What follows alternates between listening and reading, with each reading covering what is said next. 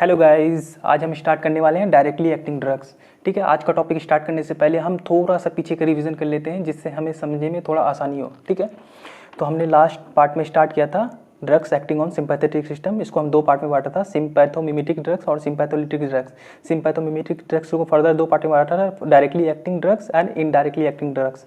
हमने पहले indirectly acting drugs के बारे में पढ़ा था। क्या पढ़ा था हमने? दो मेजर ग्रुप पढ़ा था इनडायरेक्टली एक्टिंग ड्रग्स का, रीअपटेक इनहिबिटर ड्रग्स और ड्रग्स एक्टिंग बाय डिस्प्लेसमेंट। हमने ये कैसे पढ़ा था आप पीछे जाके देख सकते हैं। ठीक है, पिछले पार्ट में। तो आज हम स्टार्ट करने वाले हैं डायरेक्टली एक्टिंग ड्रग्स। ठीक है गाइज, तो गाइज आज का टॉपिक हम स्टार्ट करते हैं directly acting drugs. Directly acting drugs का मतलब क्या है? ये डायरेक्टली रिसेप्टर पर वर्क करेगा, यानी अल्फा 1, बीटा 2 रिसेप्टर पर डायरेक्टली वर्क करेगा। ठीक है, इसको हम दो पार्ट में डिवाइड करते हैं, कैटाकोलामाइंस एंड नॉन कैटाकोलामाइंस। ठीक है, किसी भी दवाई में अगर इस तरीके का स्ट्रक्चर है, कैटाकोलामाइंस क्या है? केमिकल स्ट्रक्चर है। अगर किसी भी दवाई में इस तरीके का स्ट्रक्चर है तो हम उसे कैटाकोलामाइन बोलते हैं। अगर किसी भी दवाई में इस तरीके का स्ट्रक्चर नहीं है तो हम उसे नॉन कैटाकोलामाइन बोलते हैं। ठीक है, अब ये स्ट्रक्चर पढ़ने का यहाँ पर एक इंपॉर्टेंट कारण है, क्योंकि हमारे जीआईटी में एक एंजाइम होता है जिसको बोलते हैं COMT। इसका फुल फॉर्म क्या है? कैटाकोल ऑर्थोमिथाइल ट्रांसफरेज। ये क्या करता है? ये पहचानता है, ये एंजाइम किसको पहचानता है? ये केमिकल स्ट्रक्चर को पहचानता है, मतलब कैटाकोलामाइन स्ट्रक्चर को पहचानता है। अगर कोई भी दवाई हम कैटाकोलामाइंस की देंगे, जैसे ही हमारे जीआईटी में जाएगा, ये क्या करता है? COMT एंजाइम पहचान के उसको ब्रेक कर देता है, तोड़ देता है। मतलब अगर हम कोई भी दवाई देंगे कैटाकोलामाइंस का तो हमारे जीआईटी में क्या प्रेजेंट है? COMT प्रेजेंट है। ये क्या करता है? इस स्ट्रक्चर को पहचानता है और क्या करता है? उसको ब्रेक कर देता है। ठीक है, तो बोलने का मतलब ये है, हमारा क्लिनिकली इंपॉर्टेंस क्या है कि कैटाकोलामाइंस ऑरली इफेक्टिव नहीं है। क्यों नहीं है इफेक्टिव ऑरली? सिंपल है ना, ऑरली इफेक्टिव क्यों नहीं है? क्योंकि हमारे जीआईटी में क्या प्रेजेंट है? COMT। जैसा ही हम कैटाकोलामाइंस अगर हम ऑरली देंगे तो ये जीआईटी में क्या करेगा? इसको तोड़ देगा, कोई फायदा ही नहीं होगा। ठीक है, तो गाइस आगे कैटाकोलामाइंस को हम दो पार्ट में डिवाइड करते हैं, इंडोजीनस कैटाकोलामाइन और एक्सोजीनस कैटाकोलामाइन। इंडोजीनस का मतलब क्या है कि ये बॉडी में नॉर्मली प्रेजेंट होता है। क्या होता है? नॉर्मली इंडोजीनस कैटाकोलामाइन ये बॉडी में नॉर्मली प्रेजेंट होता है और एक्सोजीनस बॉडी में बाहर से देना पड़ता है। ठीक है, एक्सोजीनस का मतलब क्या है? ये हम बॉडी में बाहर से देते हैं। तो हमारे पास इंडोजीनस कैटाकोलामाइन का 3 एग्जाम्पल है। कौन कौन एग्जाम्पल है? Adrenaline, nor adrenaline, dopamine. और एक्सोजीनस कैटाकोलामाइन का एग्जाम्पल है डोबिटामिन, आइसोपिरेनालिन एंड फिनोल्डोपाम। ठीक है, तो हम डिस्कशन स्टार्ट करते हैं किससे? डोपामिन से स्टार्ट करते हैं। ठीक है, हम स्टार्ट करते हैं डोपामिन से स्टार्ट करते हैं। तो किसी भी दवाई को जानने से पहले गाइज, किसी भी दवाई को जानने से पहले हमें पता होना चाहिए कौन से रिसेप्टर पर वर्क करेगी। ठीक है, हमें किसी भी दवाई को जानने से पहले हमें ये पता होना चाहिए कि ये दवाई कौन से रिसेप्टर पर वर्क करेगी।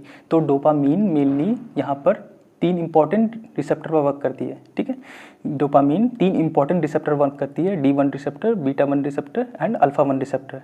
ठीक है, अब इंपॉर्टेंट चीज़ ये है, इसका सीक्वेंस याद रखना। ठीक है, बोलने का मतलब सीक्वेंस याद क्या रखना, क्योंकि अगर हम थोड़ा सा डोज देंगे तो ये D1 रिसेप्टर को स्टिमुलेट करेगा। थोड़ा सा ज़्यादा डोज देंगे तो ये बीटा 1 रिसेप्टर को स्टिमुलेट करेगा, और थोड़ा सा और ज़्यादा डोज देंगे तो ये अल्फा 1 रिसेप्टर को स्टिमुलेट करेगा। ठीक है, तो गाइज हम ओरिजिन किसको मानेंगे? बीटा 1 रिसेप्टर को मानेंगे। ठीक है, तो बोलने का मतलब हमारा ये है कि अगर हम दवाई 2 से 10 माइक्रोग्राम पर kg पर बॉडी वेट पर मिनट अगर हम देंगे तो ये किसको स्टिमुलेट करेगा? बीटा 1 को स्टिमुलेट करेगा। अगर हम 2 से कम देंगे तो ये किसको? D1 रिसेप्टर को स्टिमुलेट करेगा। अगर हम 10 से ज़्यादा देंगे तो ये तीनों रिसेप्टर को स्टिमुलेट करेगा। ऑब्वियस सी बात है, क्योंकि 2 से कम में तो D1 स्टिमुलेट हो रहा है और 2 से 10 के बीच में बीटा 1 रिसेप्टर स्टिमुलेट हो रहा है, और 10 से ज़्यादा देंगे तो ये तीनों रिसेप्टर स्टिमुलेट होगा। ठीक है गाइस, अब इंपॉर्टेंट क्वेश्चन अराइज होता है कि ये बीटा 1 क्या करते हैं और कहाँ होते हैं और क्या करते हैं। तो इसमें से बीटा 1 और अल्फा 1 हम पहले भी पढ़ चुके हैं। बीटा 1 हार्ट में होता है। ठीक है, बीटा 1 हार्ट में होता है, हार्ट को स्टिमुलेट करता है। ठीक है, और अल्फा 1 कहाँ होता है? ब्लड वेसल्स में होता है, और ये वेजोकंस्ट्रिक्शन करता है। अल्फा 1 ब्लड वेसल्स में होता है, ये क्या करता है? वेजोकंस्ट्रिक्शन करता है। ये भी हम पहले पढ़ चुके हैं। ठीक है, अब बच गया हमारा D1। ठीक है, अब बच गया हमारा D1, और ये D1 रिसेप्टर ब्लड वेसल्स में ही होता है। D1 रिसेप्टर ब्लड वेसल्स में भी होता है। ठीक है, और इसका काम है वेजोडाइलेशन। ठीक है, इसका काम है वेजोडाइलेशन।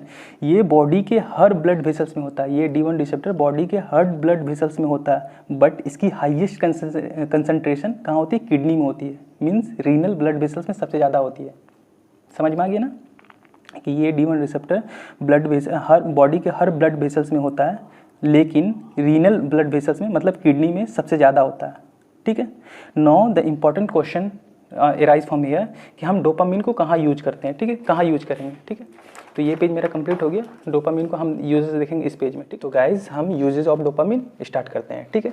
तो हम सबसे पहले बीटा 1 से स्टार्ट करेंगे। बीटा 1 अगर स्टिमुलेट करते हैं तो इसका मतलब क्या है, हार्ट स्टिमुलेट होगा, क्या है, बीटा 1 कहाँ हमारा हार्ट में, तो बीटा 1 स्टिमुलेट करते हैं तो क्या होगा, हमारा हार्ट स्टिमुलेट होगा। अगर हार्ट स्टिमुलेट होगा तो हम किस कंडीशन में हार्ट को स्टिमुलेट करना चाहेंगे, हम किस कंडीशन में हार्ट को स्टिमुलेट करना चाहेंगे, हम किस में करना चाहेंगे, एक्यूट CHF में, एक्यूट कंजेस्टिव हार्ट फेलियर में किसको, हार्ट को स्टिमुलेट करना चाहेंगे, ठीक है। क्योंकि एक्यूट CHF में हार्ट कॉन्ट्रैक्ट नहीं कर रहा होता है, ठीक है। तो हम बीटा 1 को स्टिमुलेट करेंगे, बीटा 1 को स्टिमुलेट करेंगे तो क्या होगा, हार्ट कॉन्ट्रैक्ट करने लग जाएगा, ठीक है। तो हम कितना डोज देंगे, बीटा 1 को स्टिमुलेट करने के लिए कितना डोज देंगे, कितना, 2 से 10 के बीच में देंगे, ठीक है गाइज। हमने बीटा 1 रिसेप्टर देख लिया। अब हम देखते हैं डोपामिन अल्फा 1 को भी स्टिमुलेट करता है, ठीक है।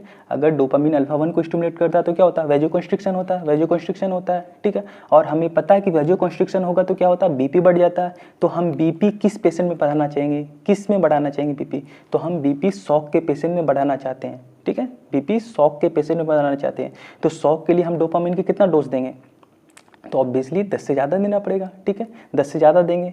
तो वैसे हमारे पास बहुत सारे ड्रग्स हैं जो वेजोकंस्ट्रिक्शन करते हैं, लेकिन हम यहाँ पर वो नहीं देते हैं, वो नहीं इसलिए नहीं देते हैं क्योंकि यहाँ पर एक स्पेशल कंडीशन है, शॉक के साथ ओलिगोयूरिया है, ठीक है।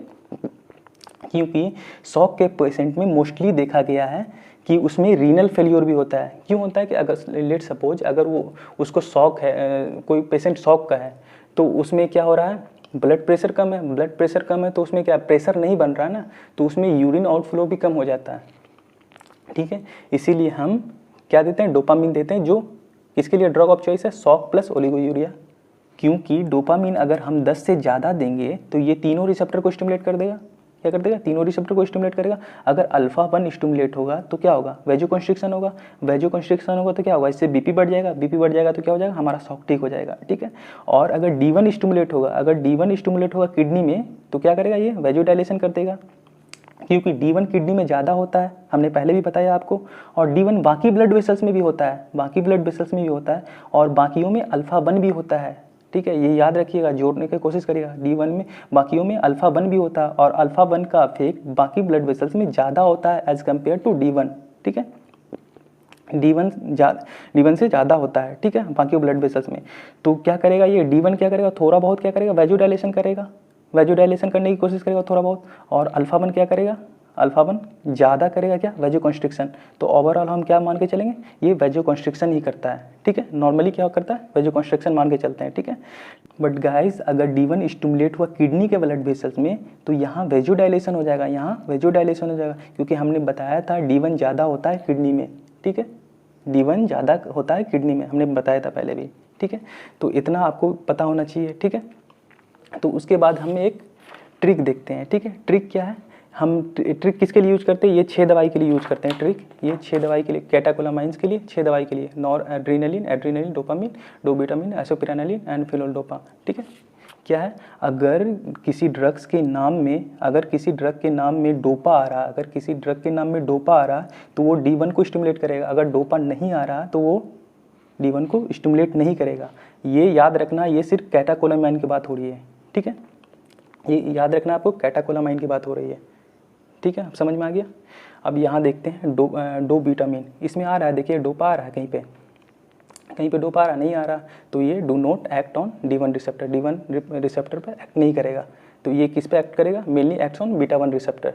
तो बीटा 1 हमारा कहाँ होता है, हार्ट में प्रेजेंट होता है, तो ये किसके लिए यूज करेंगे हम, CHF के लिए, ठीक है, हम लोग पहले भी पढ़ चुके हैं, ठीक है।